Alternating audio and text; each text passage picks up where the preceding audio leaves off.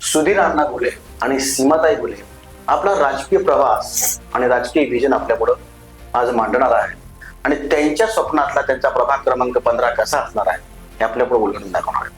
अण्णा, या सगळ्या गप्पांना सुरुवात करण्यापूर्वी मला तुमच्या वैयक्तिक आणि कौटुंबिक पार्श्वभूमीबद्दल काय सांगाल? माझी वैयक्तिक पार्श्वभूमी म्हणजे मी एकदम साध्या शेतकरी कुटुंबातून जन्मलेले मुलगा आहे. लहानपणी म्हणजे ज्यावेळेस शाळेला सुरुवात केली त्यावेळेस मी इथं मांजरी फार्म जेडपीसी विद्यालयात मी शिक्षण घेतलं 4थी पर्यंत. त्यानंतर शिक्षण मी माझ्या मामाच्या गावी घेतलं. 5वी पासून ते 10वी पर्यंत इथे शिकलो मी. त्यानंतर आमची आर्थिक परिस्थिती वगैरे सगळे एकदम हालाकीची बिकट असल्यामुळं पुढचं शिक्षण काही मला घेता आलं नाही.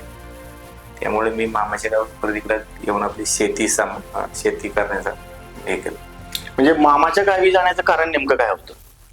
शिक्षणासाठी मामाच्या गावी का जावं लागलं? शिक्षणासाठी मामाच्या गावी गेलो. म्हणजे शाळा नव्हती का परिस्थिती नव्हती? परिस्थिती नव्हती आमची तशी. म्हणजे अगदी शाळा शिकवण्याची परिस्थिती नसल्यामुळे मामाच्या ठिकाणी जाऊन तुम्ही मामाच्या ठिकाणी जाऊन शाळा शिकलो तिकडे. बरं बरं. कुटुंबात किती लोक होते किंवा कशा प्रकारच्या कुटुंबाजवळ आम्ही 4 भाऊ.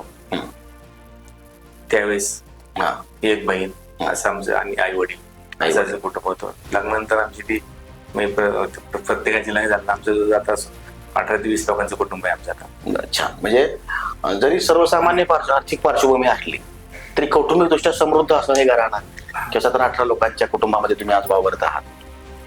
आणि एवढी हालाकीची परिस्थिती असताना किंवा एवढा आर्थिक संघर्ष असताना समाजकारणाकडे वळण्याचं कारण काय झालं किंवा कशा प्रकारे तुम्ही इकडे वळाला? समाजकारण सुरुवात म्हणजे आम्ही थोरले बंधू पहिले राजकारणात जरा थोडे सक्रिय असायचे.